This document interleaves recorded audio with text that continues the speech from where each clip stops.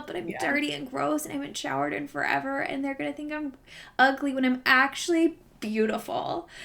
And like she literally thinks that about herself. It's like I'm actually beautiful, but they're not gonna know because I'm covered in dirt. And I'm like, girl. Fair.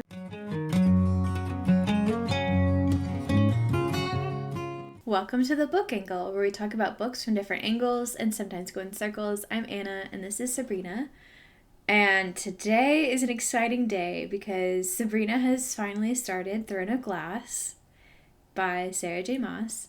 I Um, like, can't believe it. I can't believe I did and if you it. if you have been watching some of our previous videos, you know that we have read the A Court of Thorns and Roses series, and we started Crescent City.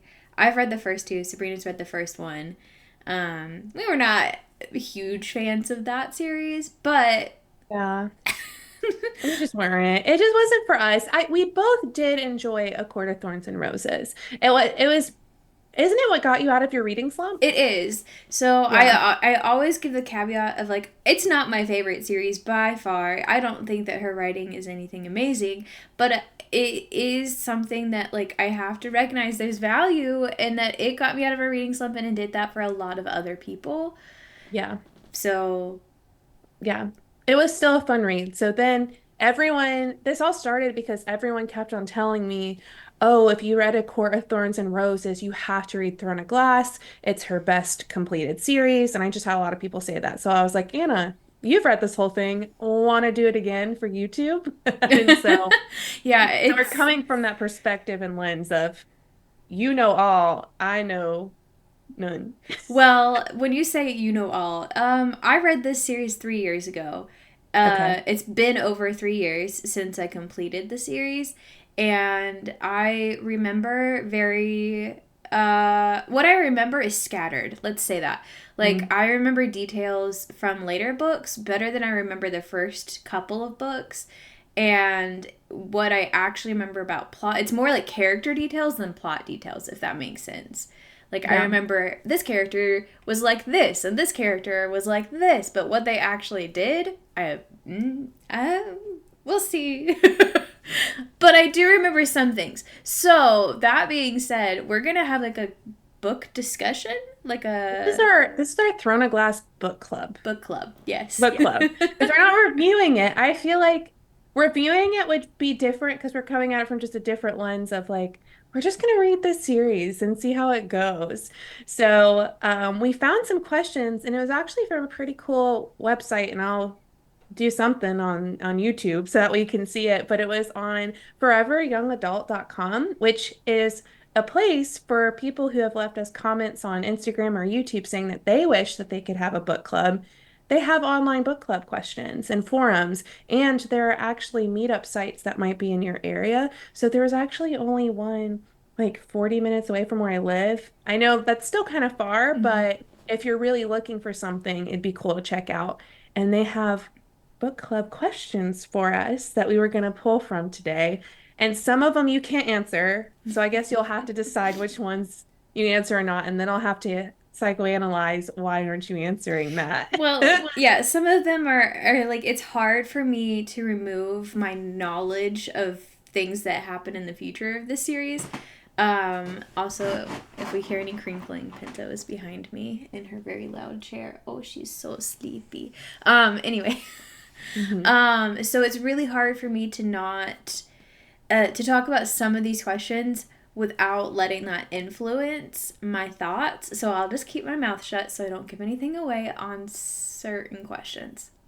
And I will Okay. try to keep my face from like revealing my thoughts when you're like giving your answers You're about so good at that.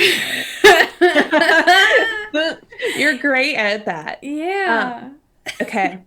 So the first question that they have for us is Celaena is a pretty complex character, and Throne of Glass is essentially asking you to like or love her even though she's an assassin who's killed many people. Basically, has that bothered you? Like, has her assassin past bother you? Do you still like her despite her profession? How did that make you feel? So this question was interesting to me because I don't like I don't. I mean, even though she's the main character, I really don't like her that much. But not because of her assassin past. That has literally nothing to do with the reason why I don't like her. I don't like her specifically in this book because she was so concerned with her physical appearance throughout the entire book. And it Yeah. just did not, like, I was like, okay, yes, you're 18 years old, but you're an 18-year-old who is an orphan who was raised to be an assassin and then went to a slave camp for a year, where you were basically tortured for every day. And you're like immediately okay. Like there's no ramifications for the trauma that you've been through. There's no like, I if she was a little bit wild or crazy or like making unhinged decisions, I would totally have gotten behind that because I'm like, she's been traumatized. Though she's not gonna act like a normal 18-year-old, but she's acting like a 15-year-old in this series or in this first book. I feel like they had moments where she did remember being in the slave camp or the slave, and she brought up the scars on her back. She did have certain nightmares. She was physically recovering, which I was happy about, like trying to run again after being so malnourished. So I felt like I saw it was inserted enough for me to believe that is where she came from, but I didn't see the assassin part. So when Yeah. they're asking, did her past profession ever bother you? I was expecting her to be like hate to curse on here, but really badass. Like I wanted her to be just like, I can do all this stuff. And maybe she was weak or she knew she could do something, but it was a little bit harder for her. But I just didn't feel like she was tough enough for me. And it really bothered me because I'm like, wait, you're supposed to be so cool. Like I read the back of this book and was rooting for you.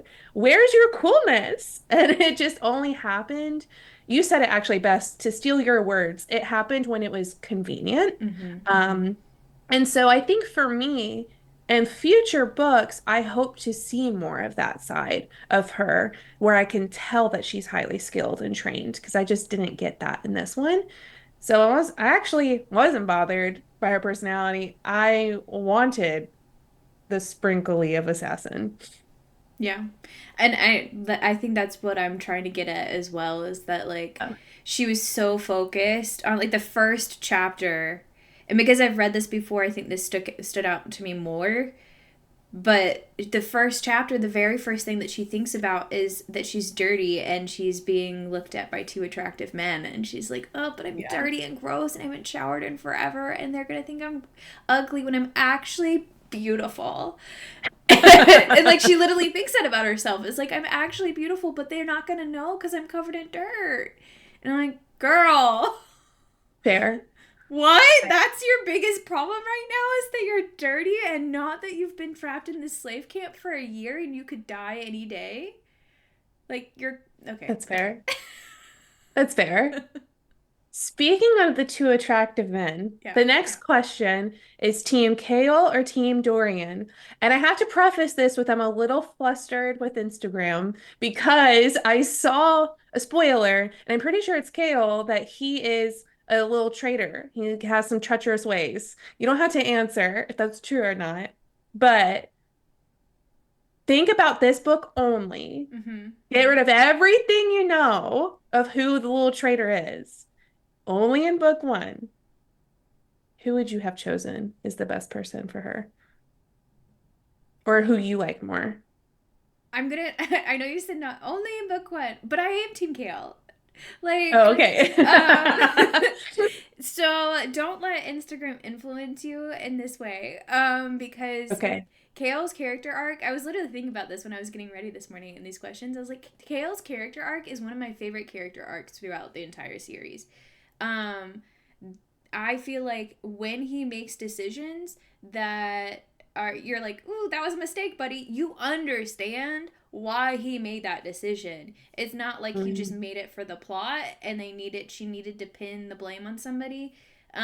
I fully understood every time that he made a decision, even if I didn't agree with it or other characters don't agree with it. Um, yeah. so I feel like he was the one who was always true to himself, or like the character we were being told that he was. And then his book Tower of Dawn was my favorite book in the series. So, which a lot of people hate it Wow. or don't even read it because they don't like him so much. I may change my mind on this read through, but I remember being like, Dorian is kind of bland to me. Yeah. He's just very Prince I Charming, and I'm like, that's kind of boring. yeah, I was definitely, even with what I maybe know, definitely Team Kale because I just thought Dorian and Celaena just decided that they liked each other. Mm-hmm. Like, I didn't, sure, he visited her chambers. Sure, there are evenings where she says that he had been visiting and we don't see those conversations, but not seeing those conversations was, it led me to be like, okay, cool. Yeah. Like, I'm so glad that you guys can kiss each other and think the other is cute. But whenever she was having different moments with Kale, and then he like gave her the ring after the party, and he let her stay at the party when she snuck in at a different one. He just did so many little things to show that little tough exterior breaking down a little bit. And I was really rooting for him. And I was like, okay, Dorian, you're definitely vanilla, and Kale, you're like I don't know. I like peanut butter. You're peanut butter ice cream for me. So, I definitely liked him more. Yeah, I think Dorian in later books isn't as vanilla, but specifically in this book, he's just too bland, Prince Charming. Like, I'm beautiful, and that's all I've got going for me, and I'm a womanizer. And Kale is actually like has to struggle through not trusting her, and he does definitely hold her past against her, but like he's just more grounded in his character, I think. Yeah, I'm excited to read more about him. So the next question that they have for us, we're skipping around a little bit, but they mentioned there are a lot of interesting secondary characters in the book from Nehemia and Kaltain. Who's your favorite and why? So I think, and you talked to me about this when you finished the book. You're like, I don't understand why Kaltain is here. Like, what is her purpose? Like, why did we even get a Yeah, POV for her occasionally? Like, what is this girl doing? Why does she she felt matter? so irrelevant to me. And knowing what comes in the future and reading this book, I'm like, wow, that was such a like choice by Sarah J. Maas that I don't agree with. That Kaltain is not given enough space in this book for us to realize how important she will be in the future. And I don't think she's ever given enough space in the series. I'll just say that. Justice for Kaltain. She deserved better than what she was given. And that's all I'm gonna say. For Nehemia, I felt like she also was not present enough for us to see her relationship develop with Celaena. Hmm. We're just kind of told that they become friends and that they Yeah. are doing things together, and they're like she's teaching her the language even though she doesn't need to, but she's teaching her the language, and um that we never see those lessons happen once. So when they have a bit of a falling out, I was like, okay. Like I okay. did not care. I think I texted you in that moment and I'm like, they're not talking. I don't care. Yeah. She, I know this is not supposed to be who is your, she was my least favorite Mm-hmm. character because Kaltain, I was like, wow, she's so like irrelevant. What is her deal? But at least in a sense, she did have a, I mean, I guess they did both have a purpose, but Kaltain's purpose was a really big plot point for poisoning her and trying to get her out of the running. So I knew that Parrington and Kane and the King were up to no good, which we'll talk about in the next question. So I thought that she was just further fueling their fire. So I could see that. I still didn't think she needed a whole point of view Mm-hmm. based on that. I was like, why is okay, great, she's in the chambers now. She's donezo. But Nehemia just made me so upset because she's like protecting her, doing all these word marks around her bed, like like saving her life, healing her. And But we I'm like, don't even know that's happening Yeah, until until she the tells us at the very, very end. yeah.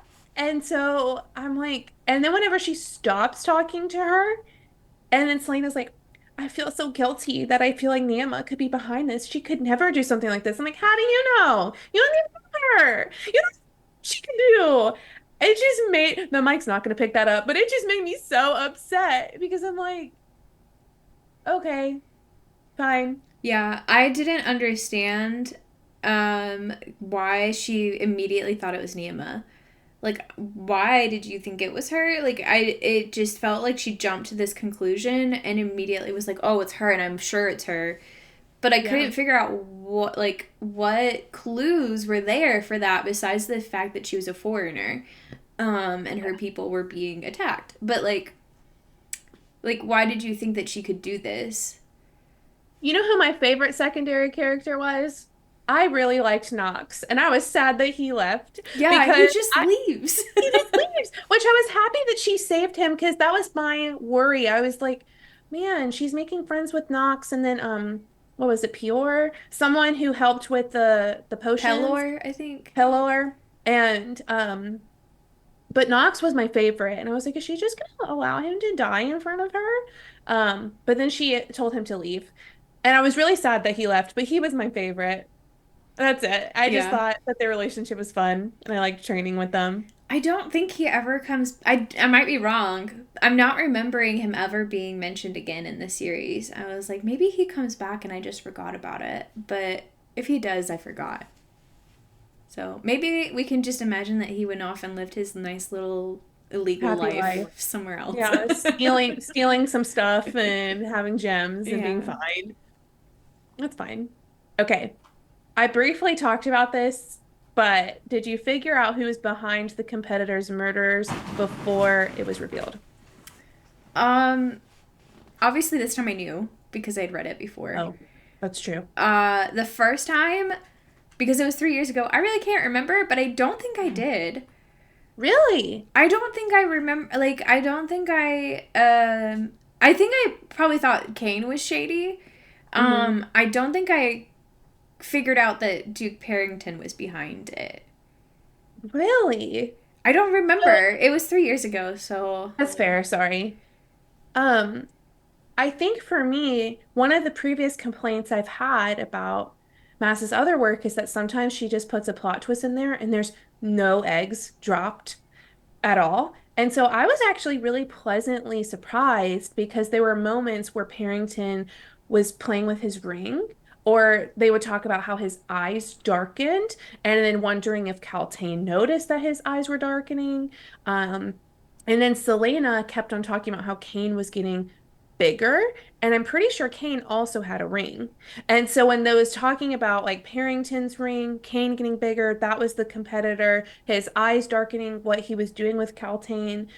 I had a feeling, I did not know that he was going to completely throw Kaltain under the bus, but I did have a feeling that he was smart enough to realize that she was never going to give him what he wanted.